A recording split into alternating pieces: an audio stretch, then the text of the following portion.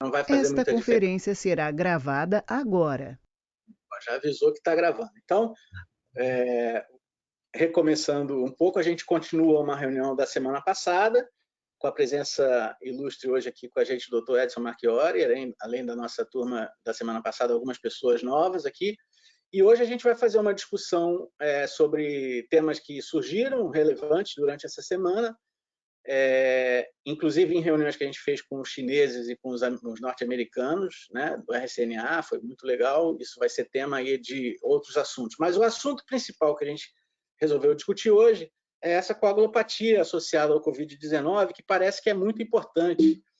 E a gente vai usar um pouco do tempo da nossa reunião aqui para falar sobre isso. Então, começando, como eu disse, não estava gravando ainda, todas as informações que estão acontecendo são muito novas, são muito recentes. Tem muitos artigos que ainda não foram nem para publicação, que estão sendo aceitos e disponibilizados livremente para todo mundo que tem interesse nesse assunto, né? E tem alguns sites na internet onde existe opinião quase em tempo real de especialistas. Esse, por exemplo, é um exemplo deles. É um site onde tem várias opiniões sendo colocadas lá de especialistas em hematologia. E nesse site a gente pegou essa citação aí, que fala nisso aí. Ó. Dados observacionais sugerem que até 5 a 10% dos pacientes com infecção por Covid-19 que necessitam de ventilação mecânica têm tromboembolismo pulmonar ou trombose venosa profunda aguda. A probabilidade de TEP é moderada a alta naqueles com sinais ou sintomas de TVP, hipotensão ou taquicardia inexplicada, piora do estado respiratório inexplicável ou fatores de risco tradicionais para trombose, como, por exemplo, história prévia de trombose, câncer ou terapia hormonal. Então, a gente vê que isso existe essa associação dos fenômenos tromboembólicos com a COVID, isso está sendo descrito. E esse trabalho que saiu no Lancet agora também, olha, de 28 de março, é tudo muito recente, fez uma análise, são chineses, né, de Wuhan, especificamente daquela região principal, lá onde começou essa pandemia, em que eles analisaram 191 pacientes com 54 óbitos. 91 desses pacientes, ou 48%, apresentavam comorbidades, como hipertensão arterial, foi a mais frequente, diabetes e coronariopatia.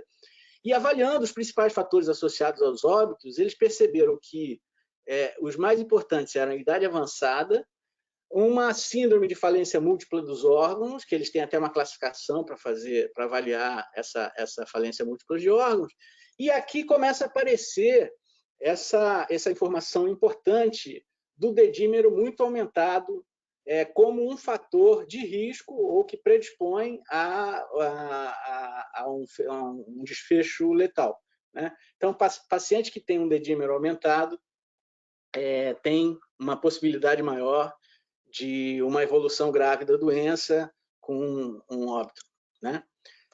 Esse trabalho é importante. Esse outro trabalho também aqui do dia 27 de março de 2020, também de chineses, também de Wuhan, eles analisaram 193 pacientes com Covid e mostraram que 71% dos não sobreviventes, ou aqueles que faleceram pela infecção, atenderam a critérios para coagulação intravascular disseminada, ao contrário de 0,4% dos sobreviventes. Então, mostrando também uma relação importante de uma coagulopatia com um desfecho ruim, com óbito no final da evolução. E mostraram que, no momento da admissão, o dedímero desses pacientes era bastante aumentado, 3 a 4 vezes o normal, em média, e associados à alta mortalidade, refletindo a ativação da coagulação por infecção sepsis, tempestade de citocinas e falência iminente de órgãos. Então, mais uma referência importante que faz essa associação entre uma coagulopatia e a infecção pelo vírus. Inclusive, tem surgido artigos também que começam a recomendar a análise do dedímero do tempo da protrombina e da contagem de plaqueta, com fatores de prognóstico, né? E cita que os dedímeros aumentados são comumente relatados em pacientes com doença grave e podem prever mortalidade e sugerem já a anticoagulação em altas doses, inclusive. No começo começou a se falar numa anticoagulação de baixa dose, hoje já se fala numa anticoagulação com altas doses para tentar melhorar a evolução desses pacientes. Tá? E aí, a gente, na aula da semana passada, a gente tinha feito referência já a esse grupo do Departamento de Patologia da USP, da professora Marisa Dolnikoff e outros patologistas, que fizeram, na época não tinha sido publicado, na semana passada não tinha sido publicado esse trabalho ainda, agora já está publicado. Eles estão fazendo necrópsia por agulha, né? Autópsia de pequena... como é que eles chamam isso mesmo, Gustavo? Você lembra disso? Você lembra, Edson? Como é o nome disso? Autópsia de pequena... Minimamente invasiva. Minimamente invasiva, isso aí. Autópsia minimamente invasiva. Então, o que eles fazem, na verdade, é uma biópsia com agulha grossa, orientada por exames de imagem. Isso é incrível, né? Eles têm tomografia e ultrassom pelo que ela descreve, a professora Marisa descreve, e eles têm examinado, a meta deles é examinar, parece que 60 pacientes, já examinaram em torno de 20 pacientes. E ela mostrou, eu já coloquei alguns slides na semana passada, ela mostrou que o que eles têm encontrado, na grande maioria desses pacientes, é uma lesão extensa, com padrão predominante de dano alveolar difuso exudativo, né, com uma resposta linfocitária muito fraca, muito pequena, mas o que existe é uma grande descamação, uma grande destruição do pneumócito, né, das células epiteliais de revestimento tanto das vias aéreas mais superiores quanto dos alvéolos, né, com uma descamação dessas células para dentro dos espaços alveolares, e também ela chama atenção que existem em 8 de cada 10 pacientes microtromboses no leito arteriolar alveolar. Além disso, outros achados encontrados são uma pneumonia supurativa secundária de provável etiologia bacteriana. Esse slide é um slide que eu tirei aqui, coloquei ele aqui, mas ele veio da aula da semana passada. Nessa semana, o que aconteceu foi que isso evoluiu. Como eu disse, eles publicaram esse artigo. Eu vou pedir a permissão de vocês para colocar aqui uma das professoras que também, na aula passada, a gente mostrou uma fala dela na internet. É uma intensivista, mas que parece que que trabalha que é pesquisadora dentro do Departamento de Patologia da USP. Vamos ouvir um pouquinho o que ela diz aqui. Falar um pouquinho a respeito dos achados histopatológicos, se eles realmente corroboram o predomínio de trombose ou microtrombose nos tecidos examinados. Essa pergunta foi inicialmente enviada ao site pelo Gustavo de Tabuna e pela Joana Angélica de João Pessoa. Pois não. Obrigada a todo mundo aí, a professora, aos colegas. Então, o que a gente viu aí, a gente teve a felicidade de juntar a luta no fronte com os colegas da patologia. Por isso que acho que foi possível essas considerações. Então, realmente, nos achados histopatológicos, a gente consegue ver microtrombos na circulação pulmonar distal, nos capilares e arteríolas, bem nítido. Graças a doutora Irma falou que eu estou feliz, porque hoje a gente publicou esse achado, então saiu no Journal Thrombosis Hemostasis, e aí você consegue ver nitidamente a formação de trombos na microcirculação pulmonar. E isso chamou a atenção desde o comecinho, porque a pneumopatia grave da COVID é uma insuficiência respiratória hipoxêmica grave com complacência normal. Então, a gente achava que vinha pelo lado vascular, e realmente nas lâminas você consegue ver que mesmo nas áreas de pulmão preservado, você tem microtrombos. E, como são pacientes que faleceram, existem áreas com dano alveolar difuso, que provavelmente é o evento final que vai levar essas pessoas a falecerem. Mas o comecinho da história, a gente acredita que a doença é uma doença espectral e que o vírus, a gente consegue ver isso nas lâminas também, ele é trópico para o epitélio respiratório. Você não vê nefrite, você não vê cardite, as outras coisas, você vê aquele vírus invadindo o epitélio respiratório, um efeito citopático muito intenso, com descamação de todo o epitélio respiratório para a luz, tanto do bronquio como lá dos alvéolos, e o fator tecidual, né, exposto ali, a membrana basal. E essa agressão epitelial intensa provavelmente provoca após a tempestade de interleucinas, a cascata da coagulação ali inicialmente local e depois para os outros órgãos. A gente consegue, e a gente tem esse extrato anatomopatológico para isso, o professor Saldiva, a professora Marisa Donikoff, toda a turma, a professora Amaro, me ajudaram bastante a ver essas coisas aí. Bom, então isso é melhor do que ela própria fazer essa referência dos achados. Esse é o artigo que foi publicado. Essa professora que falou agora para a gente é a professora Eunara Negri, né? Como eu disse, ela é da área de terapia intensiva, mas pesquisadora do Departamento de Patologia da USP. E o achado, nesse artigo, tem as lâminas mostrando aqui, isso eu já tinha mostrado na semana passada, mas eu tinha pego na internet, era uma imagem de pior resolução, agora a gente tem uma imagem muito mais bonita.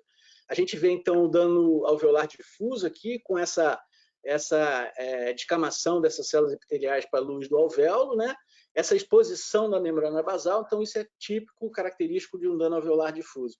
E nesses pequenos vasos, nessas arteríolas e nesses capilares que se existem nas paredes, nos septos alveolares, a gente vê um grande volume, um aumento de volume desse vaso com a formação desse trombo no interior do vaso.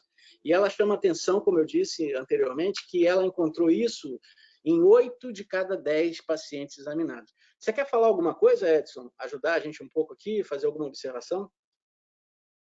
Não, Felipe, é exatamente isso a ideia que eu tenho, tá perfeito. É isso, né? Então, isso é muito importante. E isso a gente considera muito importante por alguns motivos. Eu perguntei, agora usando essa experiência que a gente teve com os chineses, eu perguntei na reunião com os chineses, eles mostraram todos os padrões que eles encontraram em tomografia, já que eles estão mais, né, há mais tempo vendo isso, e a pandemia passou por lá com força total e tal. Então, a gente esperava que eles fossem mostrar tudo o que eles encontraram. E, realmente, eles fizeram. Eram mais de 100 que estavam participando da reunião, eram vários professores, e eles mostraram vários padrões que eles encontraram e não mostraram absolutamente nada de tromboembolismo pulmonar. E a gente já estava ligado nisso, já tinha visto a exposição da professora da USP, já tinha conversado com o Edson sobre esse assunto, a gente já estava ligado nisso. E me chamou a atenção, falei, mas por que será que eles não... E aí eu fiz uma pergunta, pedi a voz lá e fiz uma pergunta pelo chat, e a chinesa, uma das professoras, me respondeu que isso não tinha sido comum na experiência deles lá, pelo menos ela até perguntou para uma outra professora que também estava participando de um outro centro, se ela tinha visto isso com muita frequência, e ela também disse que tinha visto um ou outro caso, mas que não tinha sido muito frequente. Eu fui olhar na literatura e existe a descrição de dedímero aumentado. Agora mesmo eu mostrei naqueles trabalhos anteriores que eles descrevem essa ocorrência do dedímero aumentado com uma certa frequência. Esse aí é um outro trabalho muito interessante de Wuhan também, é um trabalho retrospectivo com um N bastante significativo, de 1.008 pacientes, em que ele foi analisar especificamente se existiam achados de embolia pulmonar aguda nesses 1.008 pacientes que passaram por esse hospital em Wuhan. E ele encontrou como informação que só 25 pacientes desses 1.008 fizeram angiotomografia porque tinham um dedímero aumentado, e um fez Doppler de membro inferior, o Doppler foi normal. Desses 25 pacientes que fizeram angio-TC, só 10 pacientes apresentaram TEP na angio-TC, o que significa um percentual de 1% naqueles 1.008 pacientes. E eles encontraram nesse 1% trombos periféricos, artérias de pequeno calibre, em artérias de pequeno calibre segmentadas. Isso me chamou a atenção. Por quê? Porque na semana passada, eu vou mostrar mais à frente, a gente viu 2 casos aqui na nossa região aqui, que é uma região com um movimento bastante menor, né, de casos de Covid. A gente tem tido uma incidência ainda pequena. O governador e o prefeito aqui da cidade forçaram um isolamento social muito rigoroso, tal. Então a gente tem visto casos, mas os casos em número bem menor do que nos grandes centros. E mesmo assim, a gente viu 2 casos de TEP associado ao Covid. Então, com isso tudo na cabeça, com essas informações todas e vendo casos, eu achei interessante essa referência de um número pequeno de casos na China. Ou eles não procuraram, ou tem alguma coisa por lá que talvez a incidência possa ser menor.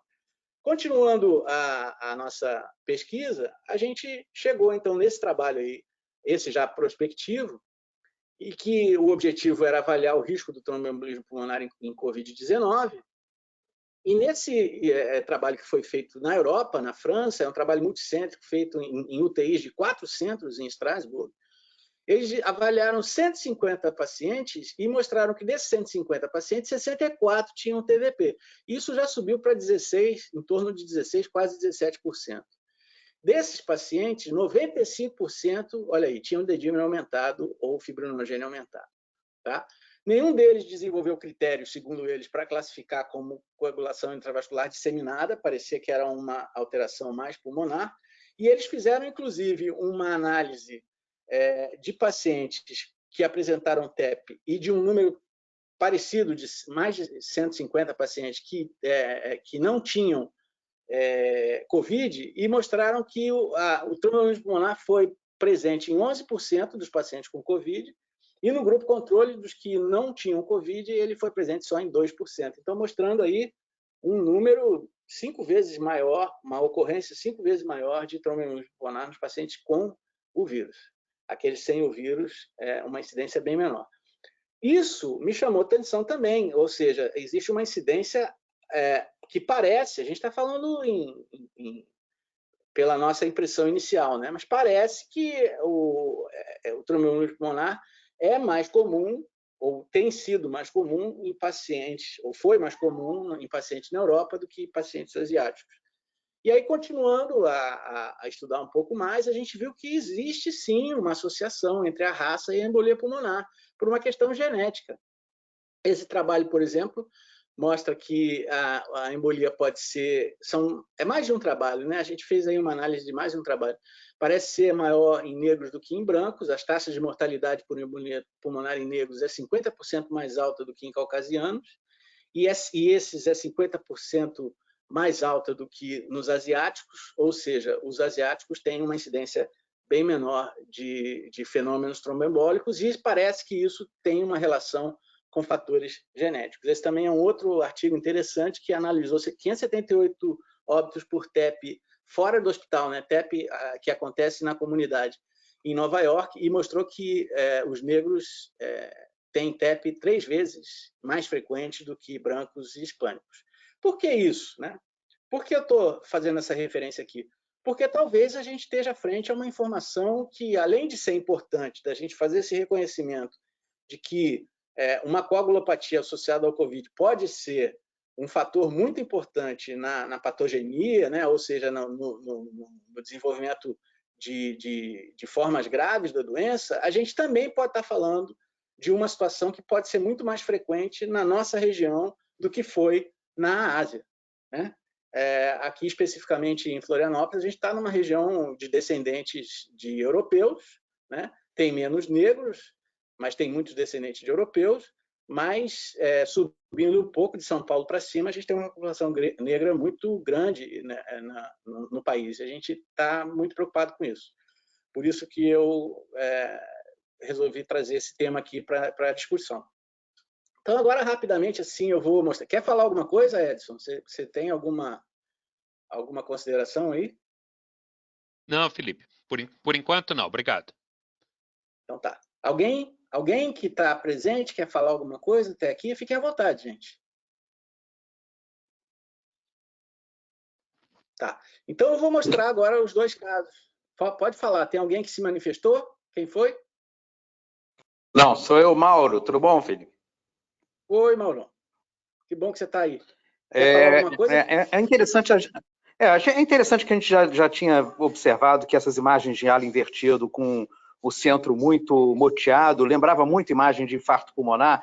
Então, logo nos primeiros casos que as pessoas ficavam mandando para a gente já começava a aferir a possibilidade de ter um componente tromboembólico nisso. Então, empiricamente, a gente já tinha ideia disso, baseado nas imagens semelhantes que a gente via com frequência em embolia pulmonar associada a infarto pulmonar, né?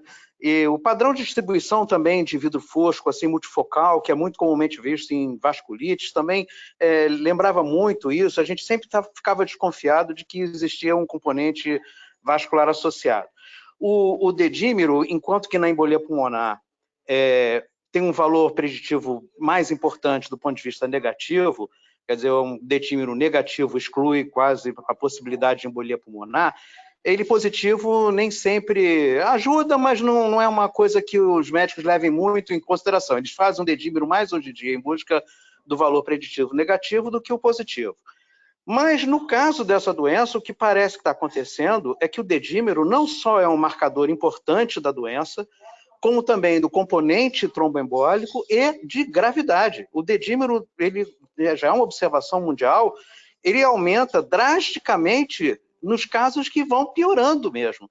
Então, é um valor que está sendo muito levado em consideração em terapia intensiva, em dosagem de dedímero, para poder aferir essa gravidade e não sei se isso daí, no final das contas, acaba mudando em conduta, porque todo mundo, na prática, está anticoagulando esses pacientes e, apesar disso, não está, aparentemente, empiricamente, não está, subjetivamente, né, não está diminuindo o número de óbitos decorrentes dessa possível embolia pulmonar, e a gente só depois, com um estudo prospectivo, quando aumentar o número de casos, é que a gente vai poder falar com mais propriedade a respeito disso. Mas tudo leva a crer que o caminho é esse mesmo.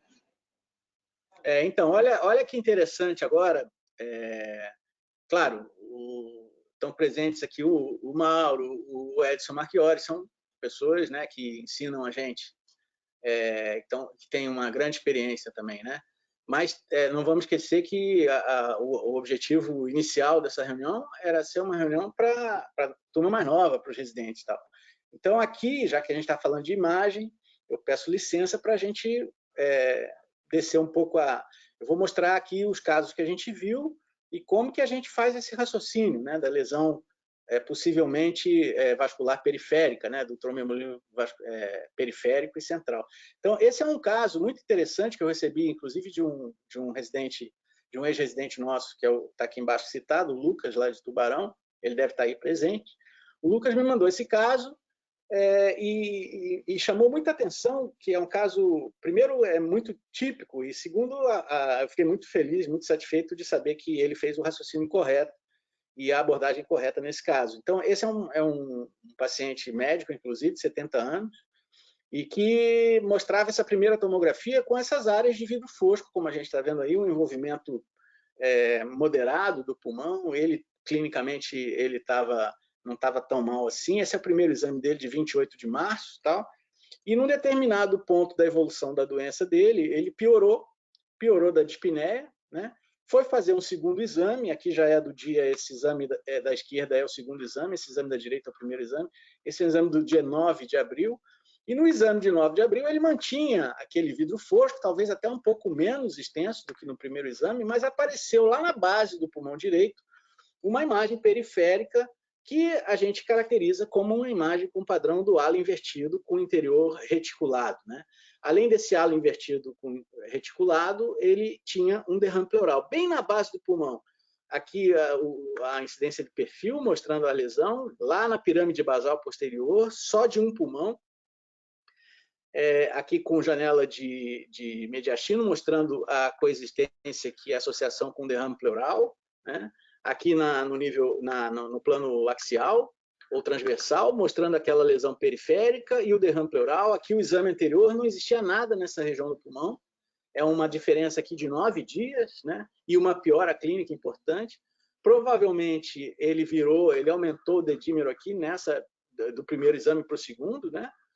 E o nosso ex-residente, o Lucas, viu essa lesão e então sugeriu que se fizesse o contraste, o meio de contraste, fizesse uma angiotomografia. Aqui, o Edson me pediu essa semana que a gente trabalhasse melhor essas imagens para mostrar mais claramente o padrão de halo invertido com reticulação interna Isso é muito importante, né? A gente que é radiologista, eu costumo dizer para a turma mais nova que nós somos os repórteres da medicina, né? A gente tem que saber o que a gente está procurando como médico, mas uma vez que a gente encontra, a gente tem que fazer uma bela imagem, né? Uma bela sequência de imagens e um texto decente também, né? A gente tem que fazer uma reportagem sobre aquilo que a gente está vendo. Isso faz muita diferença, no meu ponto de vista, para a gente ser valorizado como um bom radiologista, né? Então, a gente foi atrás dessas imagens mostrando esse padrão de halo invertido com o interior reticulado, mexendo um pouco no janelamento, e só para quem nunca ouviu falar do halo invertido, ou ouviu falar, mas não lembra muito bem, quando a gente fala em halo invertido, na verdade, a gente está se referindo a são imagens do Edson, que ele cede para a gente para utilizar nas aulas. O professor Edson tem uma linha de pesquisa muito consistente, com muita coisa publicada já descrevendo, e é o responsável por essa descrição das características do sinal do halo e do sinal do halo invertido e como isso tem importância diagnóstica. Então, aqui é o sinal do halo clássico, é uma lesão que é mais densa no centro e é menos densa na periferia. Existe um vidro fosco periférico. Isso tem algumas situações que podem fazer esse padrão. Uma delas, a mais conhecida, é a doença fúngica invasiva, onde ela é uma doença que por tropismo do fungo pelo vaso, ele acaba fazendo bastante hemorragia. Existe uma aglomeração do fungo nessa lesão mais nodular, nessa consolidação mais central, e o que a gente vê como vidro fosco periférico é a hemorragia. Então, são doenças hemorrágicas, onde existe hemorragia alveolar. Esse é o sinal do halo clássico. O sinal do halo invertido, esse que a gente está vendo ali, é um halo invertido com interior reticulado. O professor Edson também tem alguns artigos muito bacanas descrevendo e discutindo esse sinal. E ele discute aqui, nesse artigo, ele coloca aqui, em relação ao sinal do halo invertido reticulado, o estado imunológico do paciente é muito importante para o diagnóstico diferencial. Se o paciente for imunodeficiente, a principal hipótese diagnóstica são as doenças fúngicas invasivas. Se o paciente for imunocompetente, o achado de sinal do halo invertido reticulado, em regra, corresponde ao infarto pulmonar. Em geral, secundário a uma doença tromboembólica. Então, está aí essa descrição do sinal do halo invertido reticulado, que é exatamente aquilo que a gente viu naquele paciente. O sinal do halo invertido ele tem outras características que são importantes para diagnóstico diferencial também. O classicamente descrito, o primeiro descrito foi o sinal do halo invertido liso, ou seja, é uma lesão que, ao contrário do sinal do halo convencional, onde o centro é mais denso e a periferia é em vidro fosco, aqui a gente tem um centro menos denso e uma área de consolidação periférica, por isso halo invertido, né?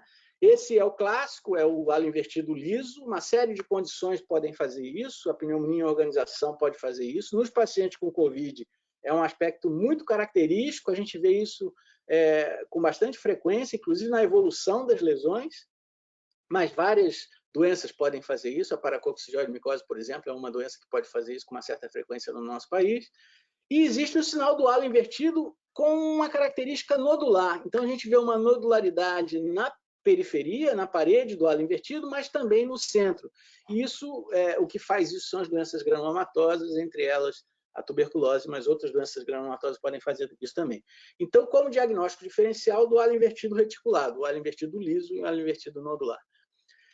O que a gente encontrou naquele exame, então, foi um halo invertido com centro reticulado. Aqui a gente não está vendo tão bem a lesão periférica, mas para mostrar, então, que foi injetado o contraste, foi feita uma angiotomografia e a gente via, mesmo em artérias pulmonares mais centrais, falhas de enchimento significativas ali, e naquelas artérias, um aumento da vascularização para aquela região do pulmão, e naquelas artérias mais periféricas, a gente via uma tortuosidade importante e falha de enchimento nessas artérias de menor calibre em relação com aquela área de infarto periférico e derrame pleural. Olhando bem o detalhe, a gente vê que é uma lesão que não é unilateral, ela é bilateral, embora ela seja mais extensa no lobo inferior direito, ela também ocorre do lado esquerdo. Tá? Então, esse foi o primeiro caso, um caso que a gente achou muito interessante, até pelo raciocínio, né, em cima de uma lesão periférica, a gente ter optado por fazer, o doutor Lucas ter optado por fazer a angiotomografia com um resultado muito interessante. E na sequência, como em medicina nada vem sozinho, né, as coisas vêm juntas, né, a gente viu esse caso essa semana, também aqui de um hospital da rede pública aqui de Florianópolis, com um paciente com Covid confirmado, também com lesões pulmonares bastante extensas. Algumas, a gente já discutiu os padrões na semana passada, né? Algumas com esse aspecto mais arredondado. A gente lembra que os padrões eles não são específicos de Covid, né? A gente tem que pensar nisso dentro de um contexto de pandemia, né? Mas, num contexto de pandemia, essas lesões sugerem que esse paciente realmente possa ter infectado, precisa ser comprovado pelo PCR. E, como ele tinha um dedímero aumentado e aqui tinha uma hipoxemia importante, se optou por fazer a angiotomografia e demonstrando na angiotomografia, mais uma vez, um tromboembolismo pulmonar importante bilateral, central e periférico. Então, a gente viu 2 casos na sequência e isso nos chamou a atenção, isso então nos trouxe... a gente achou interessante fazer essa discussão hoje aqui dessa associação do Covid com a coagulopatia. Esse é um protocolo sugerido, é uma revista de medicina nuclear, talvez ele seja um pouco... A gente tem uma dificuldade, aí é uma característica muito de cada serviço, né, de cada região. Aqui a gente tem uma certa dificuldade para fazer medicina nuclear. Eu não sei como seria... A gente não tem medicina nuclear no hospital universitário, por exemplo. Nos hospitais públicos, só um hospital da rede da Secretaria do Estado aqui tem medicina nuclear. Os pacientes costumam fazer muitos exames nas clínicas privadas. Eu não sei como seria para levar um paciente internado com suspeita de embolia pulmonar para fazer um exame fora do hospital. Eu acho que essa é uma realidade aqui para a gente que não se aplica muito, é mais fácil fazer uma angiotomografia. Mas o que eles sugerem aqui nesse algoritmo é que se o paciente for um paciente suspeito de coagulopatia associada ao Covid, se ele tiver opacidades parenquimatosas periféricas, se ele não tiver, ele seja submetido a uma cintilografia de perfusão, e se ele puder fazer uma angiotomografia, ele faz uma angiotomografia. Se ele não puder fazer uma angiotomografia, ele faça, então, um Doppler de membros inferiores. Tá? Uma coisa simples, assim, não é muito complexo. Tudo bem, pessoal? Alguém quer falar alguma coisa? Fiquem à vontade. Ô, Felipe. Diga, professor. Oi, está me ouvindo? Eu estava discutindo com a Gláucia, pneumologista, e uma dúvida que a gente ficou em algumas situações é o seguinte: a gente está chamando sempre de TEP, né, de tromboembolismo pulmonar, mas eu fico na dúvida se esses trombos são realmente de natureza embólica ou se eventualmente eles se formam no próprio pulmão. Você vê alguns casos onde toda a pesquisa de trombose venosa profunda, eco, coisa, não mostra nada, entendeu? Né? Então, é um questionamento que a gente tem, porque esse vírus ele agride a parede vascular. Né? E você viu, por exemplo, esses casos da Marisa, que ela mostrou as lâminas, é tudo arterial. Né? Você não tem nenhuma citação de nada venoso. Então, eu fiquei na dúvida. Embora tenha, por exemplo, esse último um dos trabalhos que você mostrou, que o pessoal teve 25 casos de TEP, né? Chamado TEP naquela situação, e 10 deles tinham trombose venosa profunda. Né? Então, eu acho que essa questão, ainda, na minha cabeça, pelo menos, ainda não está muito bem definida. É isso mesmo. Eu também tenho essa mesma dúvida. Eu acho que o que eles têm, o pessoal de São Paulo, por exemplo,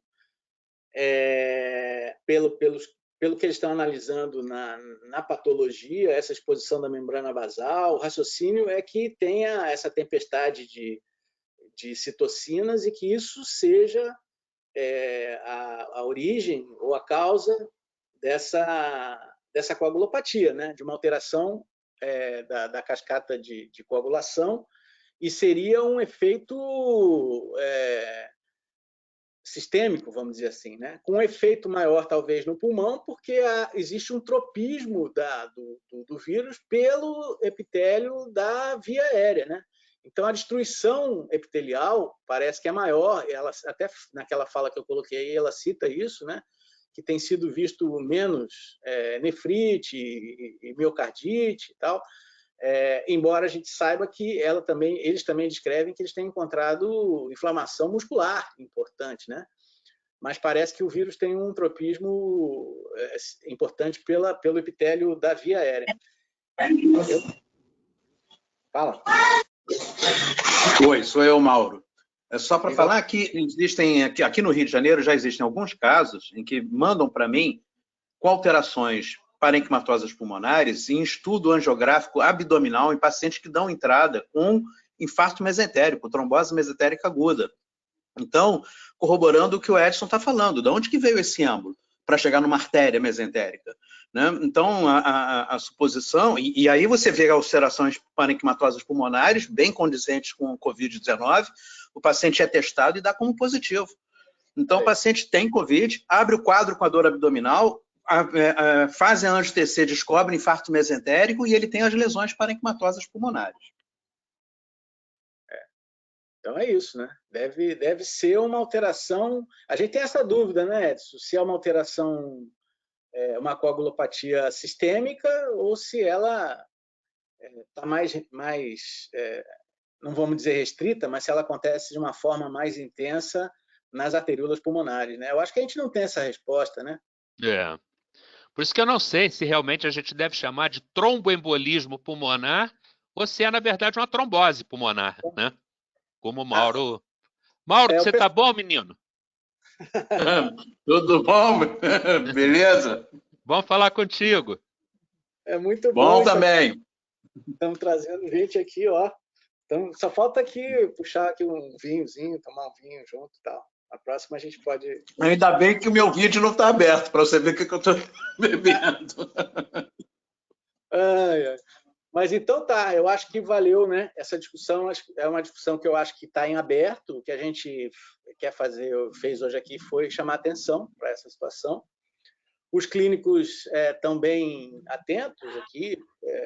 Claro, a gente imagina que seja bem heterogêneo isso e tal, mas o pessoal todo que eu conversei essa semana, os intensivistas aqui que são bem formados, aqui em Florianópolis tem uma terapia intensiva bem atuante, bem formada, eles estão bem atentos a essa questão da coagulopatia e da anticoagulação, etc. E vamos ver, conforme a gente tiver mais informações aí, a gente volta a colocar aqui como numa próxima reunião, tá? Bom, esse foi o primeiro assunto que eu achei que era o mais importante. E aí eu coloquei como outros assuntos, dois outros assuntos que surgiram essa semana. Uma, aproveitando, foi que o doutor Mauro está presente. Foram 3 casos, foi também numa conversa que a gente teve, sim, pela internet, ele me colocou essa situação aí. Ele falou, poxa vida, você tem visto aí como padrão inicial lesão única, nódulo pulmonar único? E aí me mandou esses 3 casos, né, Mauro, que eu vou falar aqui, mas você fica à vontade de dizer se eu estou falando bobagem. Não, pode mostrar, pode mostrar. São 3 casos de contactantes, né, de pessoas de um hospital de referência de Covid aí, que não eram os pacientes internados, né, que eram pessoas contactantes, que não tinham, nesse primeiro momento que você mandou os 3 casos, o PCR ainda não tinha resultado ainda, mas que mostravam um aspecto de lesão única, né? Em 3 localizações, são 3 diferentes, né? Esse aqui com halo invertido, inclusive, ou com halo padrão, né? Com vidro fosco em torno da lesão mais densa, não é isso, Mauro? Isso mesmo. E aí, eles tinham um convívio muito íntimo com pessoas familiares positivos, testados como positivos. E aquela velha história, confinamento domiciliar nem sempre é um confinamento de verdade. Então, eles eram contactantes íntimos dessas pessoas que deram como positivos. Eu não tinha visto nenhum caso assim, de nódulo único, isolado no pulmão. Conversando com o Edson durante a semana, eu não mostrei os casos, mas eu citei para ele essa nossa conversa, viu, Mauro? E o Edson sabe o que é, ele falou assim, toda lesão que é bilateral, ela começa como uma lesão unilateral, provavelmente. Né? O doutor Abécio falava que todo câncer começa pequenininho. Quando a gente já falava, não deve ser câncer não, porque é uma lesão muito pequena. Disse, não, o câncer começa pequenininho mesmo. E aí, aproveitando a reunião com os chineses, eu ia fazer essa pergunta para saber da experiência deles, e, para minha surpresa, num dos primeiros slides, esse é um slide que eu fotografei da tela, um dos primeiros slides que eles mostraram de padrões, olha aqui, padrões precoces, né, alterações tomográficas precoces, eles mostraram o nódulo isolado no pulmão lá, tá vendo? Inclusive nódulo em vidro fosco, segundo eles, ó, pode acontecer uma lesão tipo nodular em vidro fosco única, tal. Eu achei interessante quando eles mostraram isso, né? E fiz a pergunta, né, em cima para a chinesinha lá, para a professora chinesa, perguntei, mas com que frequência que você... E o que acontece com esses pacientes? Então, eles fazem controle, né? Eles fazem muito mais tomografia lá do que está se preconizando fazer aqui no Ocidente, né? Existe uma discussão em relação a isso, inclusive. E ela me falou que é um achado que não era muito comum. A maioria das vezes, os pacientes que apresentam lesão focal, eles se transformam em lesões mais extensas e bilaterais. Essa foi a resposta da chinesa para mim.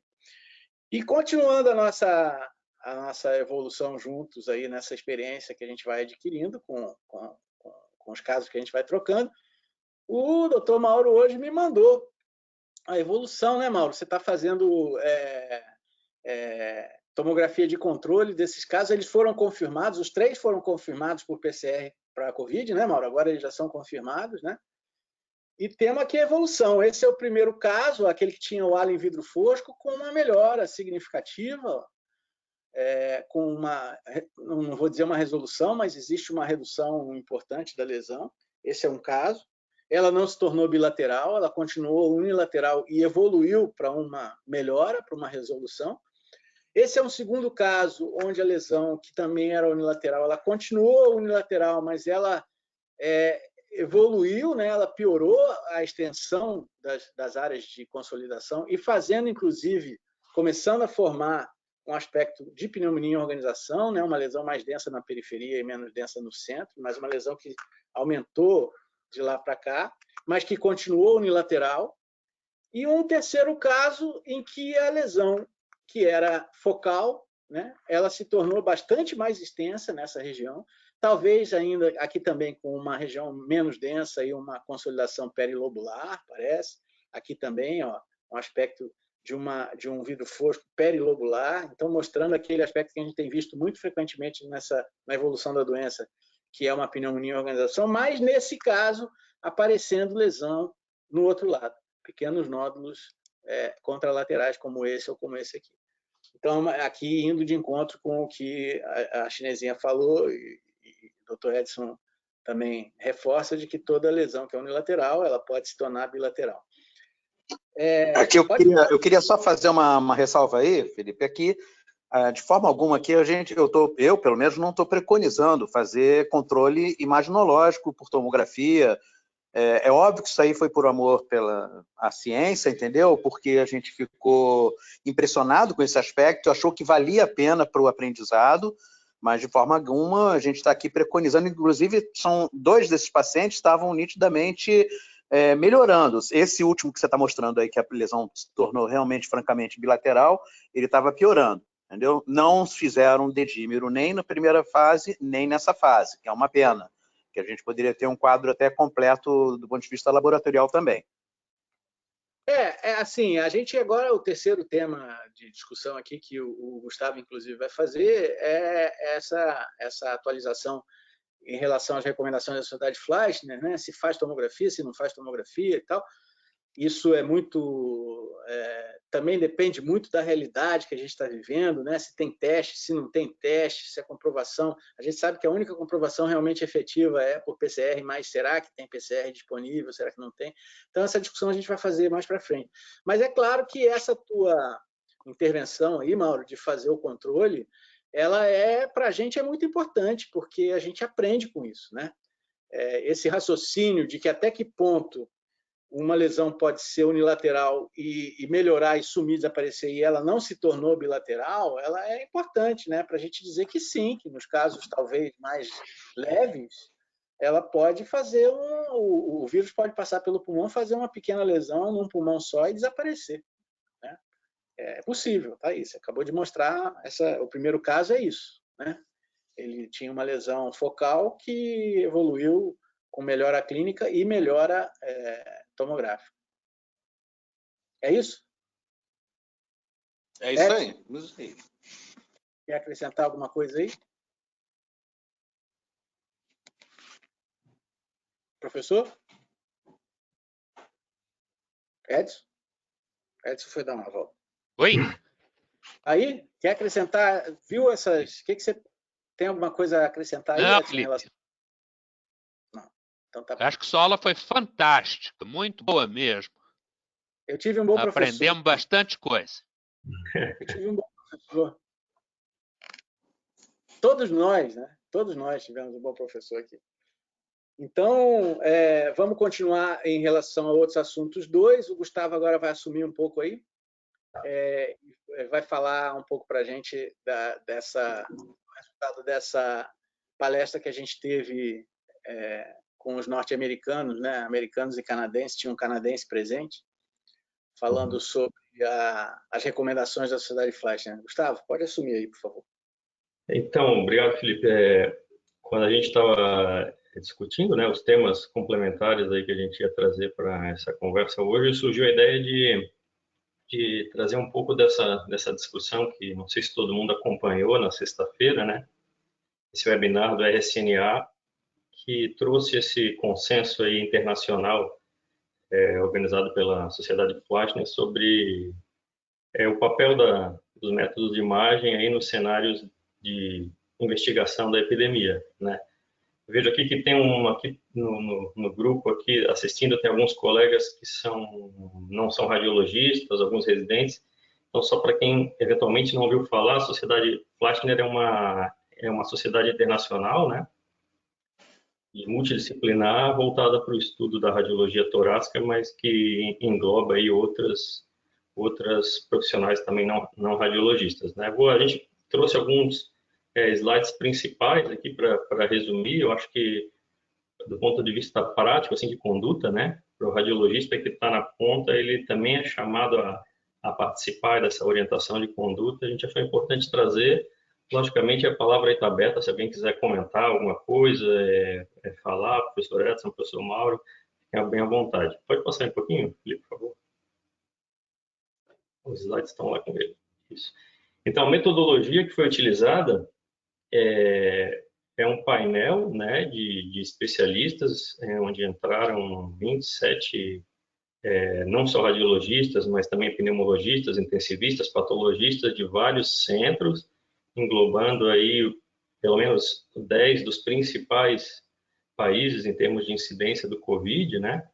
E onde foram, à luz da evidência da literatura atual, foram respondidas 14 perguntas, né? E o consenso considerou, para efeito de conduta, quando 70% ou mais dos especialistas consideraram a conduta favorável ou desfavorável a conduta em si, né? É mais fácil a gente entender isso através da organização dos cenários. Então, foram montados 3 cenários principais e alguns complementares, onde os exames de imagem aí vão se inserir. Mas, antes disso, algumas definições que entraram para a gente entender melhor esses cenários, né? Então, do ponto de vista de quadro clínico, o quadro clínico era considerado leve ou moderado para severo. Então, o quadro clínico leve era aquele onde eu não tinha hipoxemia ou era considerado uma dispneia leve. E, por outro lado, quando eu tinha hipoxemia ou uma dispneia pelo menos moderada, esse paciente era considerado como quadro clínico moderado para severo. Eu sei que existem algumas classificações objetivas, né, para classificar a dispneia, mas nesse caso não foi, pelo menos não é referido nenhuma classificação objetiva. Com relação à probabilidade pré-teste, isso é uma coisa difícil, acho que hoje em dia, para todo mundo estabelecer qual é a probabilidade pré-teste. né? Porque a gente, na verdade, não tem testes, assim, populacionais para ter uma ideia de prevalência do Covid na nossa população, né? Então, classificar a probabilidade de teste hoje em baixa, moderada ou alta, pelo menos nos maiores centros, isso é uma coisa bastante difícil, né? Talvez do ponto de vista prático, a gente deveria considerar todo mundo como probabilidade pré-teste moderada ou alta, né? Pode passar um pouquinho. Com relação aos fatores de risco, isso mudou um pouquinho até em relação à abordagem prática. O consenso considerou fatores de risco presente quando a gente tem pacientes com idade acima de 65 anos ou com alguma dessas condições aqui, doença cardiovascular, diabetes, doença respiratória crônica, hipertensão ou algum estado de imunossupressão. E ausência de fatores de risco quando essas condições não são verificadas. A progressão da doença é quando ele passa do quadro clínico leve para o moderado ou severo, baseado na dispneia e na presença da hipoxemia. E o consenso ainda traz essas que ele chama de restrições aí clínicas, né? Que são condições, principalmente aí do cenário extra-hospitalar, talvez, onde a gente tenha que fazer uma triagem rápida, né? Não possa esperar um teste e a gente está sem condições, às vezes, ideais de ter leito, de ter respirador, de ter equipamentos de proteção individual. Aqui, mais um contexto mais do ambiente, talvez fora extra-hospitalar, né? Pode passar um pouquinho. Posso fazer uma observação aí, Gustavo? Claro. Pensando em cima disso que a gente discutiu anteriormente, que a gente viu anteriormente até aqui, talvez um sinal, né, de progressão da doença que a gente deva considerar, além dos sinais clínicos, é o aumento do dedímero, né? Então, talvez isso seja importante, né? Como a gente viu aí, um fator de prognóstico, né? Então, o paciente que faz uma hipoxemia, ali, progressão de leve para moderada severa, que está descrito ali hipoxemia, dispneia moderada para severa e tal, talvez uma coisa a ser considerada é uma alteração laboratorial de um dedímero que aumentou, né? Ainda sexta-feira, Felipe, um pouco antes desse seminário que eu estava discutindo com o pessoal lá do outro hospital, isso, quer dizer, o dedímero, se a gente dosar, ele é pouco específico, né? Então, qual seria o valor do dedímero para considerar como, né? Isso é uma pergunta difícil de responder, né? Como o Edson falou, nunca ninguém deu bola para o dedímero, mas agora ele tem uma outra, né? Ele pode ser inespecífico, tudo bem, mas se ele tem uma virada no dedímero, se esse dedímero aumentou, está acontecendo alguma coisa que infere gravidade. Certo, Edson? Bom, vamos continuar aí.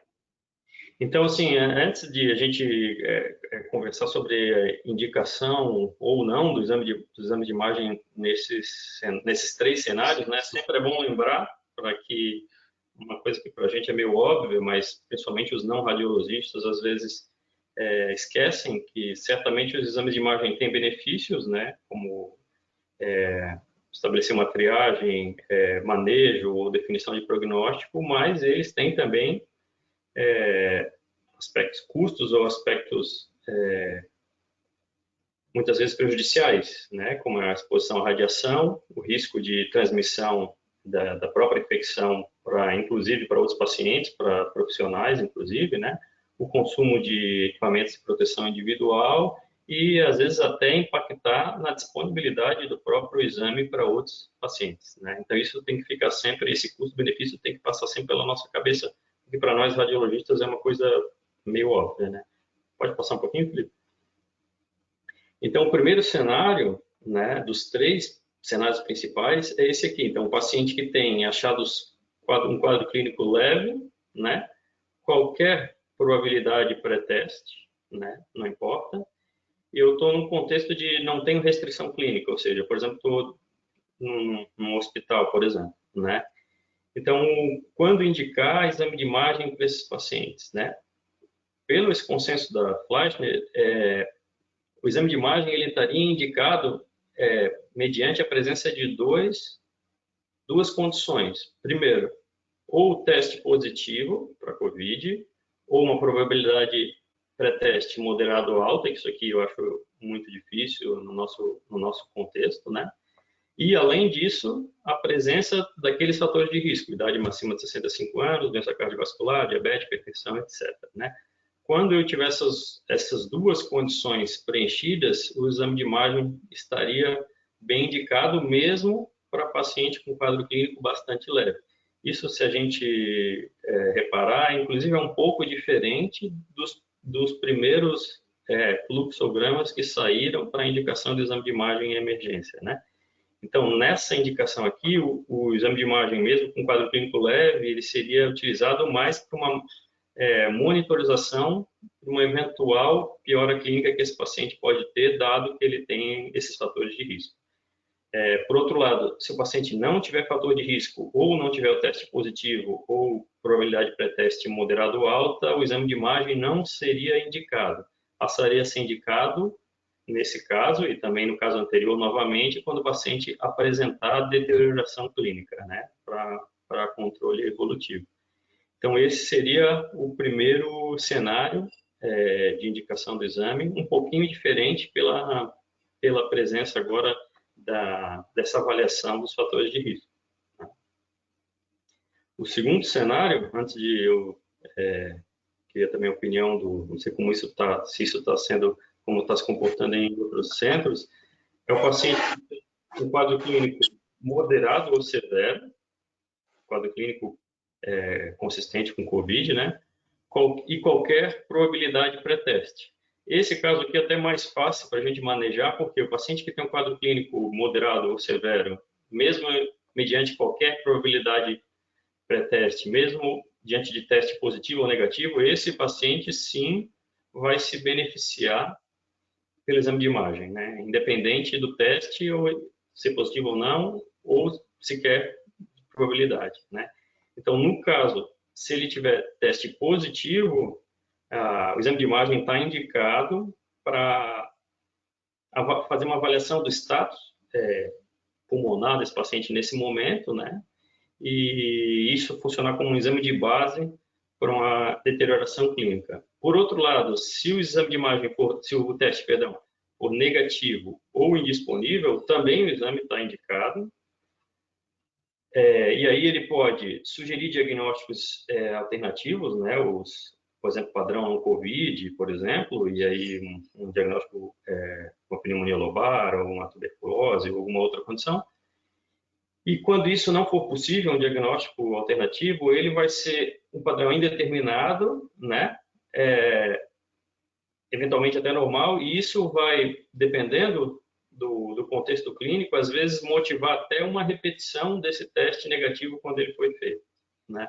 Então, acho que do ponto de vista prático, para nós, fica o recado de que, mediante um quadro clínico moderado ou severo, né, o exame de imagem está indicado, seja para identificar outras situações de risco e funcionar como exame de base, seja para propor diagnósticos diferenciais ou, eventualmente, até repetição do teste. E o último... Gustavo.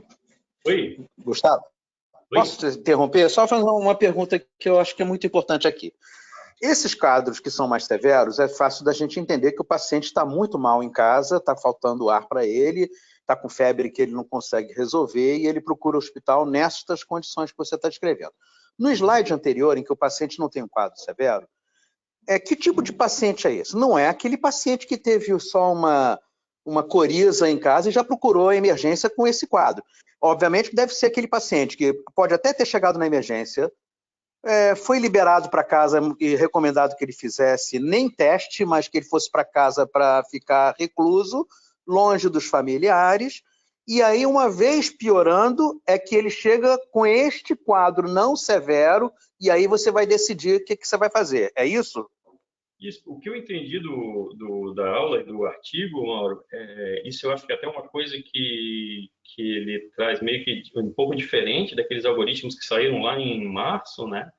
Que, logicamente, fica sobre a avaliação clínica, mas quando tiver uma combinação de fatores de risco, mesmo com quadro clínico leve, e se eu estiver diante de uma probabilidade pré-teste moderada ou alta, que eu acho uma coisa extremamente difícil de avaliar hoje em dia, né, pelo menos aqui no Brasil, esse paciente estaria sim indicado para ele um exame de imagem. Isso é um pouco até diferente do que daqueles algoritmos que saíram lá em março, né? Isso eu acho que, pelo menos foi o que eu entendi assim de novidade desse artigo, né?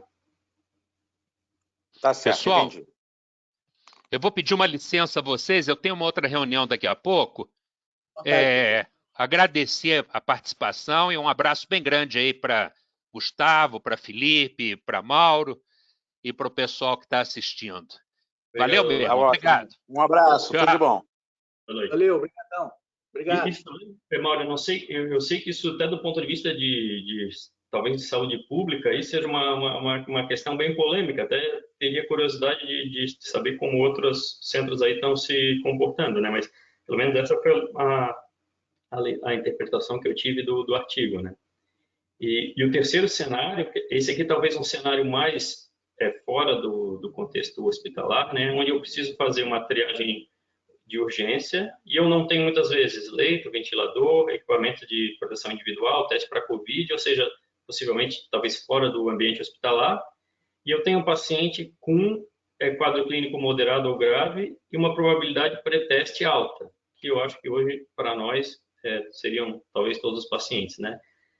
Nesse caso aqui, novamente, o exame de imagem está indicado para todos, né? Se eu tiver o teste rápido, que hoje acho que não é uma realidade para a maioria, e esse teste rápido for positivo, eu faço o exame de imagem para monitoração de piora do estado do quadro clínico, e mesmo se o teste rápido for negativo ou indisponível, eu caio na mesma situação do cenário 2, que é eu vou fazer o exame de imagem, seja para fazer algum diagnóstico alternativo, os padrões não COVID, né? Ou seja, para fazer reavaliação clínica e até repetir, se for o caso, o teste negativo, né? Então, novamente, nesse cenário 3, que é o quadro clínico moderado ou grave, e uma probabilidade de pré-teste alta, e aqui sim, restrição de recursos clínicos, né? O exame de imagem estaria indicado para todos os pacientes, talvez o raio-x preferencialmente, né? Até por questão de disponibilidade, né? E hoje eu ainda conversava mais cedo com o Felipe, né? De uma dificuldade que a gente tem, não só quem trabalha com ensino, mas todo mundo que está na vida prática, que é a segurança e o manejo que as pessoas têm com o raio-x, né? A gente hoje, eu acho que a impressão que eu tenho é que a gente tem menos, talvez, segurança aí para trabalhar do que raio-x do que tinha alguns anos atrás, né? Então, acho que hoje realmente fazer essa triagem clínica aqui por radiografia, mesmo que seja o único exame disponível, é realmente um desafio, né? Mas o Gustavo, eu até queria ouvir a experiência do Mauro, que o Mauro trabalha num serviço grande lá no Rio. E eu queria ouvir de bom padrão, né? Porque você vê que aí, na Senhora Flash, no RSNA, esses cenários que a gente está vendo aí, eles dão muito valor para as alterações clínicas e para o teste, né? Essa tríade, alteração clínica, teste e imagem. E teste, na nossa realidade aqui, é uma coisa que a gente tem tido muita dificuldade, né? De fazer, e quando consegue fazer, demora, né? O resultado demora, né? A gente não tem teste rápido. Então, acaba vindo uma pressão muito grande em cima do serviço de imagem para você definir se você vai ou não vai fazer a tomografia, porque todo mundo quer, a pressão para fazer tomografia é muito grande. E a gente tem, né, nessas 2 ou 3 semanas aí que a gente tem vivido isso no hospital universitário eu tenho acompanhado, embora um pouco de longe, mas o Juliano, eu vi que ele estava aí presente, eu não sei se ele ainda está aí, mas sofreu bastante pressão essa semana lá, porque, por exemplo, anteontem tinha 2 radiologistas experimentados lá. Ó, tá aí, o Juliano está aí falando. Estava o Juliano e o Fernando Viegas, que são radiologistas experimentados, e a radiografia era uma radiografia de broncopneumonia, né? não era específica, não era suficiente para você negar uma tomografia, porque era um padrão bilateral.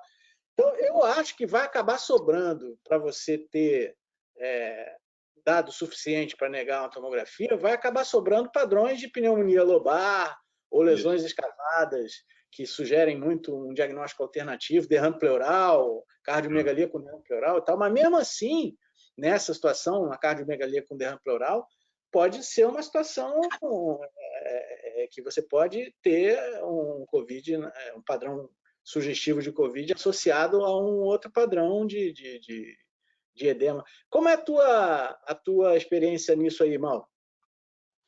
Olha, a medicina, ela, apesar de ter melhorado a tecnologia, né, modernizado e tudo mais, os critérios para você indicar um exame complementar não mudaram. Ou você quer confirmar um diagnóstico. Em que situação você quer confirmar o diagnóstico? É porque o tratamento para aquela doença que você acha que o doente tem efeitos colaterais muito graves e você tem que ter uma confirmação do diagnóstico antes de expor ele a um tratamento como esse. A segunda necessidade de se confirmar diagnóstico é quando você está diante de um critério de epidemia em que você quer fazer confirmação estatística. Esse é um outro critério. O outro critério é quando você vai mudar condutas. Você está diante de um paciente que você não sabe se você vai fazer X ou Y de medicamento. Então esse exame complementar vai me dar uma condição de eu poder definir qual o caminho que eu vou seguir. Coisa que é muito esquisita nesses casos aí de gravidade mais aumentada, em que você, não importa se o doente está isso ou está aquilo outro, vai fazer a imagem de qualquer maneira. Ou seja, nada ali contribuiu para você decidir se vai fazer a imagem ou não. E até agora eu não entendi quando que a imagem vai te ajudar ou não nesses casos. Eu ainda não consegui entender o contexto, mas a gente provavelmente vai esmiuçar isso mais adiante. A outra possibilidade é que você tenha um aspecto muito inespecífico, mas aí quando você encontra um aspecto muito típico, você vai em busca dessa imagem muito típica. Essa é uma boa indicação também de um exame complementar. Por quê? Eu já conversei com você sobre isso, Felipe. A gente está botando pacientes com H1N1 ou com influenza, achando que é Covid porque a gente está em plena pandemia, numa UTI cheia de gente com Covid. O cara vai acabar tendo as duas doenças, entendeu? E por quê? Porque enquanto ele tiver uma imagem inespecífica, um padrão inespecífico, você nunca vai poder jurar que aquilo é Covid. Mas eu não tenho teste. Eu entendo, a realidade brasileira é essa. Você não tem teste, você vai em busca da imagem, mas em busca do quê? Do quadro mais típico. Se você continuar com um quadro indeterminado, até um quadro muito atípico, como esse nódulo pulmonar solitário, que a gente viu ainda há pouco, não contribuiu para nada. Pelo contrário, você vai desviar e falar assim, esse doente não deve ser Covid, vai excluir ele. Então, eu acho perigoso você usar a imagem numa doença que está tão inespecífica assim para tomar decisões. Eu só entendo o seguinte, a gente tem que aprender com essa doença. A gente já aprendeu no passado em virose, quando nós começamos a fazer residência em radiologia, que o único método disponível era a radiologia convencional. E os nossos professores falavam para a gente que era um absurdo que todo mundo radiografava gripe de 3 em 3 dias, em busca de eventuais complicações, quando na realidade a clínica era soberana e ela era suficiente para você dizer isso. Ela não mudou nada quando começou a ter tomografia. A tomografia não acrescentou nada nesse raciocínio em relação às viroses, de um modo geral. Você continua evitando fazer tomografia porque você vai até se assustar. Você vai ver paciente melhor com quadro tomográfico pior do que no início que você tomografou ele. Isso é uma coisa tão normal, corriqueira em virose, que a gente já aprendeu, que não há de ser muito diferente na COVID. Agora, se na COVID começar a surgir um aspecto, olha, os pacientes que fazem aprisionamento aéreo, esses doentes vão ter um prognóstico muito pior, e esses aí tem que fazer tal medicamento que aí vai salvar a vida dele. Eu entendo. Agora você vai, olha, esses doentes vão ter mau prognóstico. E daí? Você tem remédio para reverter isso? Não. Então, o que adiantou? Mas eu não estou aqui, eu estou fazendo uma crítica, eu estou jogando no ventilador, mas é óbvio que está todo mundo doido para aprender com essa doença. É claro que daqui a algum tempo a gente pode ter mais embasamento para dizer, olha, o Mauro levantou essa lebre, mas no fundo, foi importante, porque a gente hoje sabe que os doentes que fazem esse tipo de lesão podem ser tratados com tal droga e tem um sucesso melhor lá no final. Então, se isso acontecer, vai ser ótimo. Mas como que a gente vai saber disso? Tomografando todo mundo. Então, eu acho que a orientação de Fleischner, acho que é mais nesse sentido de a gente aprender com a lesão, com a doença, aprender quais são os critérios que podem demonstrar uma maior gravidade, um prognóstico pior, do que necessariamente tomadas de decisão. Cara, Felipe, pensa bem, você está com 2 pacientes com dedímero alto, com hipoxemia, te interessa saber como é que está a tomografia dele? Você tem lá um tubo só para os 2 pacientes. Você vai continuar sem saber quem que você vai botar no tubo. Entendeu? Não vai mudar muito a conduta. A não ser que... Pode falar. A recomendação do colégio ela é bastante conservadora em relação à tomografia. A gente falou sobre isso semana passada, né?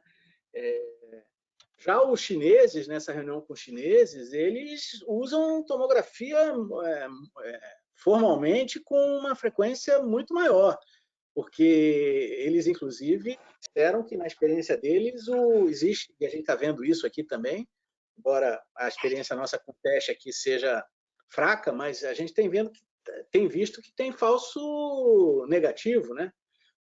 E eles falaram lá que não era infrequente, no grande número de pacientes deles lá na China, que o PCR viesse positivo na 3ª ou 4ª exame.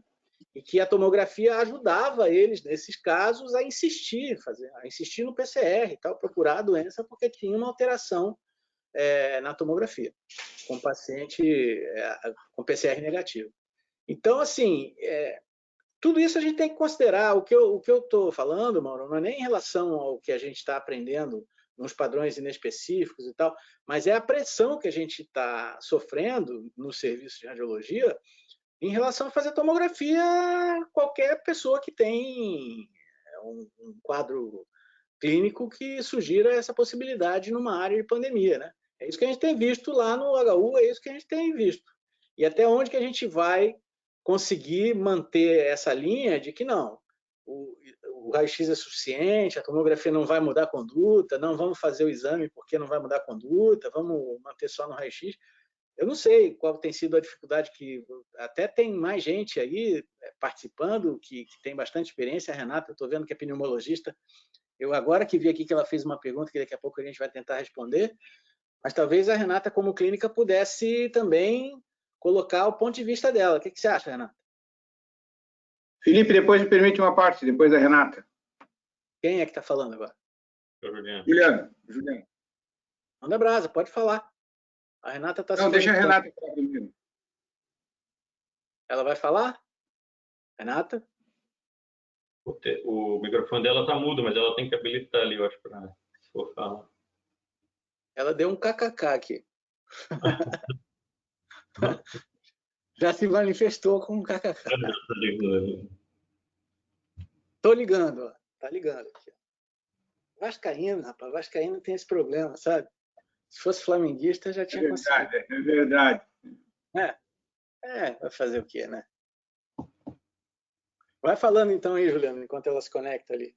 Não, é só porque para citar o nível de histeria que a gente está vivendo por conta desses casos. Assim, ontem a gente teve, infelizmente o Marcos não está na conversa, o residente, o R2, mas ontem a gente teve 2 pacientes com apendicite aguda e que nós citamos que tinha linfonodos mesentéricos. O pessoal da emergência pediu para fazer tomografia de tórax, porque tem uma ligação muito alta do COVID com adenite mesentérica. E daí eles pediram tomografia computadorizada de tórax para um paciente de 14 anos e outro para de 13. Acho que era 13 ou 14. E o paciente com quadro clínico de apendicite aguda. É só um exemplo do... mas aí já... mas aí não estou nem falando nesse caso muito louco assim, aí também já é... Mas eu estou falando no dia a dia mesmo, aquela pressão, por exemplo, que você sofreu semana passada ou segunda-feira, sei lá, daquele paciente que tinha um raio-x que era uma broncopneumonia e acabou que fez a tomografia e tinha um padrão, pelo menos... Era possível, né? Grupo 2, pelo menos, né? Com lesões arredondadas. Está lá no hospital, é Covid mesmo. Fala, Renato, eu acho que conseguiu conectar aí. Eu vou falar pelo marido. Tá me ouvindo? Estamos te ouvindo.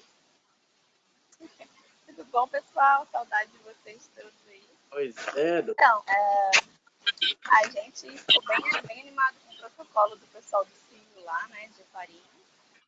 Vamos a fazer aqui também. Desde o início, logo que eu vi o primeiro vídeo dela, eu conversei bastante com o Eduardo aqui. Perguntei, será que essas lesões não podem ser trombóticas, que são tão subsegmentais que a gente não consegue enxergar na Anjo, né? E aí ele falou, pode, a gente estudou um pouco. Eu até falei, fala com o doutor Felipe, liga para ele. Enfim, aí quando eu vi tua aula, eu falei, que legal. Então, realmente isso está tomando uma proporção maior. O pessoal tem estudado mais essa questão da cascata de coagulação também. A minha dúvida, eu até pensei na hora, falei, bem, já que é subsegmentar e a gente não consegue ver com a Anjo, será que a Cintilo não seria uma boa? Mas aí pensei, bem, aqui a gente não consegue, teria que mandar para Floripa, é impossível, né? Aí pensei, Doppler, aí falei, não, mas isso não é embolia. Eu acho que isso é mais trombose local, né? Pelaquela questão do glicocálix ali, né? E aí a minha dúvida seria, eu até falei, o Eduardo falou que eles não têm feito Anjo, o protocolo não é fazer Anjo. Mas, de repente, umas lesões maiores, que talvez a gente conseguisse ver através da Anjo, isso ia mudar muito para a gente na clínica. Porque o protocolo ali dela é uma dose profilática dobrada. Mas se a gente conseguisse identificar, de repente, em algumas situações que tem uma lesão maior, algum final indireto ali, a gente troca para heparina plena. E talvez isso vá ter um impacto importante para evitar que esse paciente consiga para UTI, né, que é o que a gente quer evitar. Então, a minha pergunta será que teria algum... A gente não vai fazer Anjo em todo mundo, claro. Mas alguma situação que a gente deveria olhar com um cuidado maior na tomocência para pedir para o radiologista tentar fazer um protocolo de uma Anjo e a gente tentar identificar? Em relação a essa é a tua pergunta, né, que você tinha feito ali. Em relação a isso, Renata, o que eu tenho visto nos trabalhos aí, a sugestão é que se faça Anjo quando o paciente tem uma hipoxemia que piorou subitamente e que o dedímero aumentou. Essa é a sugestão, né, para realizar a Anjo. Ou que tenha uma lesão que apareceu periférica, né, num exame, como foi o caso do achado do Lucas, né? Mas mesmo se você não tiver esse exame mostrando essa lesão periférica, se o paciente tem uma hipoxemia que piorou muito e com um dedímero que aumentou, deve ser submetido a uma tomografia com contraste. Esse é o que a gente tem lido aí, que é a sugestão. Mas o Felipe, tem vários centros que já estão fazendo o seguinte, já estão se apoiando exclusivamente nessa associação macabra de aumento do dedímero com a hipoxemia progressiva, para tomar a decisão de passar para a anticoagulação plena, dispensando a imagem. Até porque é aquela velha história. O que a imagem vai fornecer de importante para ele tomar essa decisão? Se essa conjunção demoníaca do dedímero aumentando e a hipoxemia também aumentando já é preocupante, já é um fator de... Vamos supor que deu negativa a embolia pulmonar para ele, central. Isso não exclui a possibilidade de ele estar fazendo um evento grave periférico com hipoxemia e que já justifique fazer a heparinização plena, entendeu? Sim, sim. Mas o que eu digo é assim, se ele vai fazer uma tomografia nessa situação, por um motivo qualquer, a gente deve fazer o contraste, né? Entendeu? Sim, sem dúvida, sem dúvida. Não seja uma indicação formal de fazer o exame por causa disso, já que o exame pode ser dispensável porque o dedímero está aumentando e clinicamente ele está piorando. Ok, mas se por acaso o exame for solicitado nessa situação, o radiologista deve estar atento para isso e fazer o exame com contraste. Acho que seria uma permissão para que a gente faça o meio de contraste, né? Saindo do protocolo. Agora, Felipe, eu acho assim que o...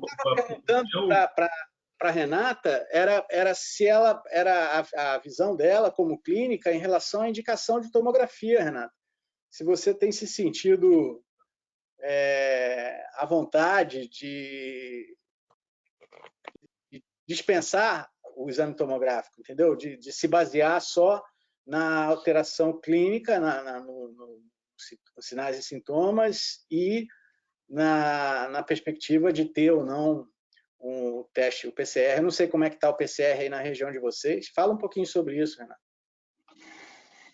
só antes de manter, voltando ali na questão da heparina, né, o protocolo é o seguinte, do pessoal do CITES, que já está publicando, tem um pré-print já de 27 casos, e tiveram 30% de ventilação mecânica, e a princípio só 50% de óbito. Fala mais pertinho do microfone, Renata, que agora ficou meio difícil de ouvir. Está me ouvindo? Está melhor agora? Melhorou, melhorou. Então, ainda sobre a questão da heparina, aquele protocolo do Sírio, eles fizeram um pré-print de um artigo, de uma publicação que vai sair, que são 27 pacientes que eles mantiveram lá, né, no protocolo. Tiveram 30% de ida para ventilação mecânica e 50% já teve alta, os outros 50% ainda estão internados, mas não teve óbito nenhum. A questão do protocolo dela é o seguinte, o paciente vai com heparina profilática. Quando o paciente começa a dessaturar, e aí o dedímero, ok, embora a gente esteja acostumado, o dedímero só tem importância para a gente quando ele é negativo. Nesse caso, seria uma nova indicação, aí o dedímero aumentando, a gente avaliar, né, um risco maior. Mas quando esse paciente começa a fazer hipoxemia, a gente começa a fazer a heparina profilática dose dobrada, não é uma heparinização plena ainda. Então, na verdade, sim, nesse caso, se a gente conseguisse ter uma tomografia com uma trombose, aparecendo ali uma anja, né, o contraste, a gente conseguiria, ao invés de fazer só a heparina profilática dose dobrada, a gente faria a heparina plena. E talvez a profilática dobrada, num caso com uma embolia não, uma trombose, não fosse o suficiente, entende? Em relação a tomo, ali, a gente tem um problema aqui, que é o PCR demora 5 dias. E normalmente o paciente vem, quando é um sintoma clínico simples, que a gente suspeita, ele fica isolado 14 dias e, a princípio, sintomático, né?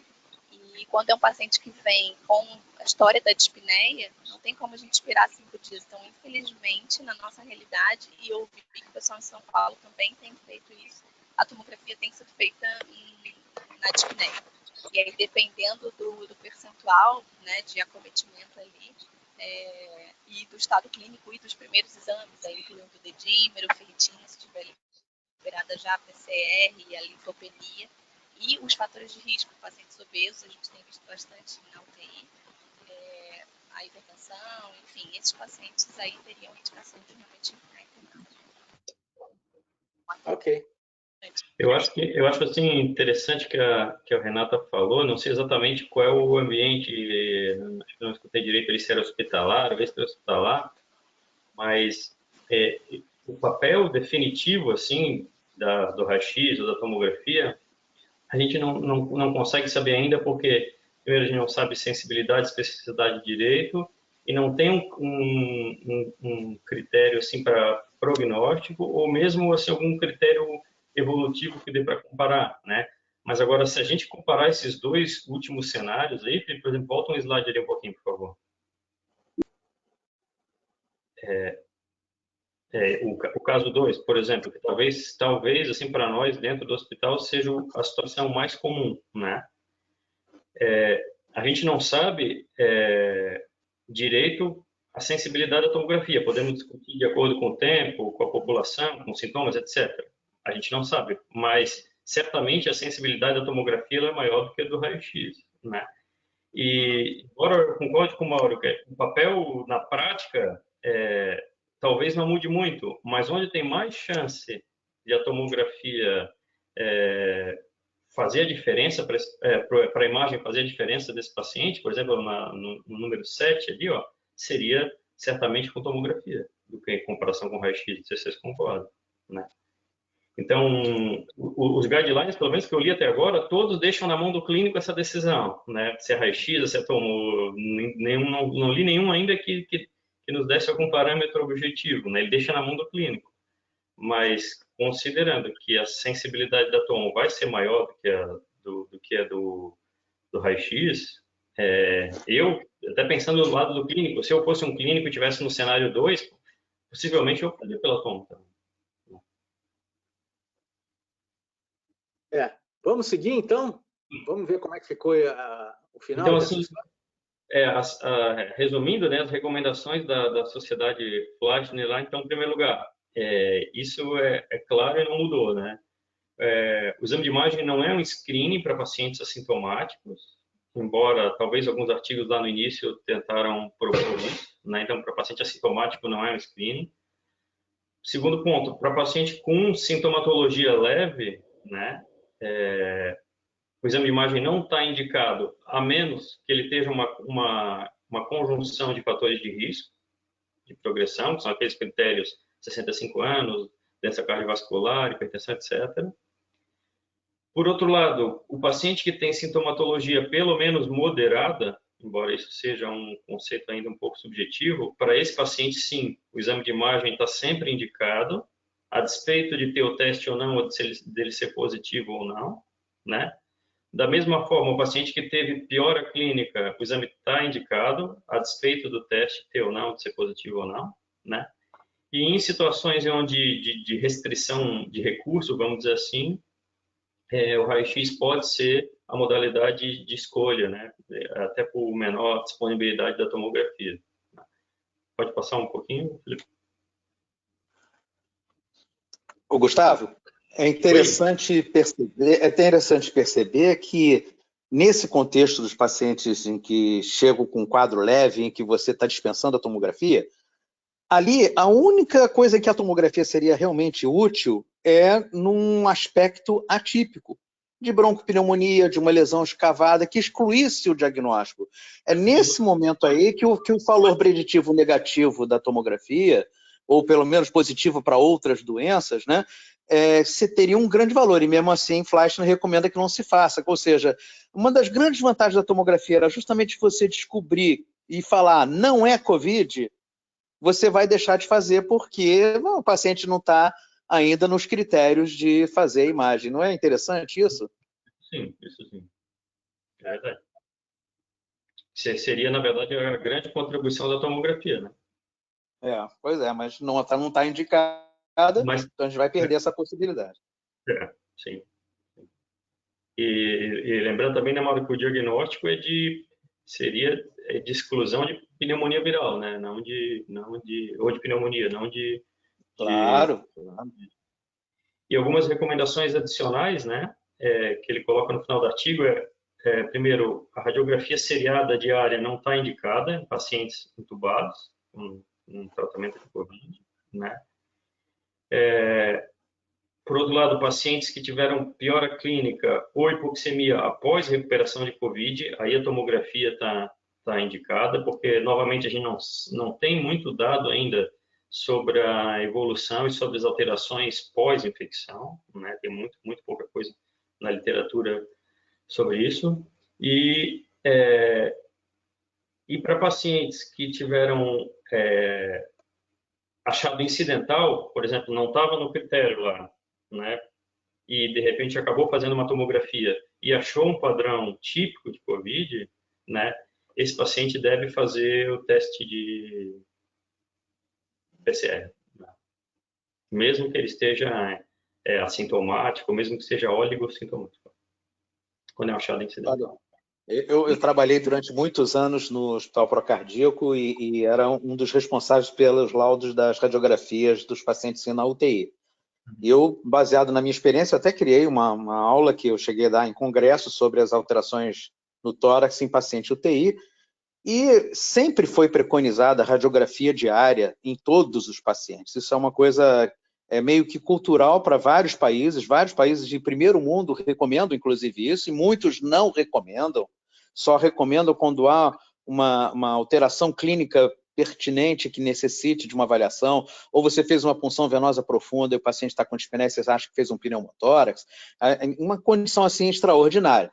Caso contrário, os outros grupos todos, inclusive hospitais de ponta, radiografam diariamente. Eu entendo que nessa patologia específica não vai contribuir nada, porque se o paciente estiver desenvolvendo SARA, não importa eu ver a radiografia piorando, eu estou vendo a hipoxemia dele piorando, a despeito do respirador estar potente, eu estou aumentando a pressão, estou aumentando o volume, e mesmo assim eu não estou conseguindo fazer troca gasosa. Então, se torna assim, dispensável.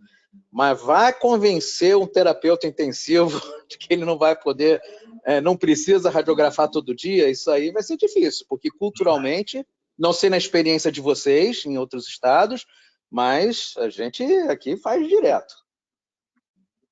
que eu tenho visto, a maioria pelo menos dos hospitais que eu trabalho, faz diretamente como se fosse uma evolução diária mesmo. Seguimos. Bom, ali? Vamos agora só colocar aqui essa cereja no bolo aqui, Maurão, só para a gente fechar a discussão, porque já está bastante adiantado aqui o tempo, né? Embora todo mundo esteja aí, ó, a gente tem 17 pessoas ainda conectadas aí, mas eu achei muito interessante isso aí que rolou essa semana também, essa discussão.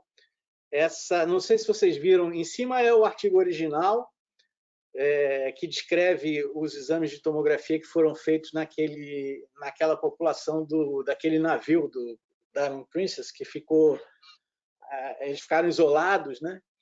E todos os que estavam ali foram PCR positivo para coronavírus, eles tomografaram a turma toda. E agora saiu uma carta ao editor discutindo, falando sobre esse artigo, e é muito interessante, porque o resultado é esse aí. Ó. Ele, nessa carta ao editor, ele discute isso aí, ele bota aí, ó. Acreditamos que os autores ignoraram uma conclusão importante, que tem implicações quanto à sensibilidade da tomografia para o diagnóstico de Covid-19. Nessa coorte de pacientes confirmados por PCR, que eram os pacientes que estavam dentro do navio, 39% não apresentavam opacidades pulmonares, incluindo 21% dos pacientes sintomáticos. E isso é muito interessante, porque talvez a gente esteja avaliando as alterações da tomografia, mas já com uma tendência de...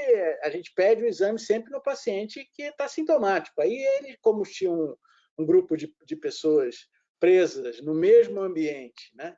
Eles puderam analisar todas elas, eles mostraram que o percentual de tomografias anormais não é tão grande assim. Então, ele continua lá. Isso significa que a tomografia do tórax tinha apenas 61% de sensibilidade para detectar anormalidades pulmonares na Covid-19 e uma taxa de falso negativo de 20% em pacientes sintomáticos, inclusive.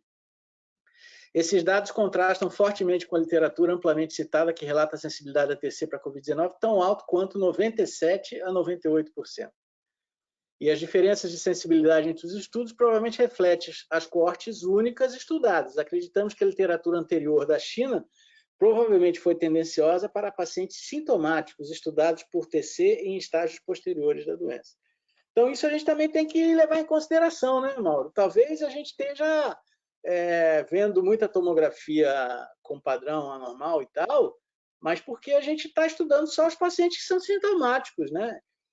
Ou seja, em outras palavras, a tomografia anormal não exclui a infecção pelo Covid, né? A gente sabe que ela pode. Então, talvez seja mais um complicador ainda de você fazer uma tomografia, porque você faz uma tomografia da normal, você não pode dizer que o paciente não está infectado, né?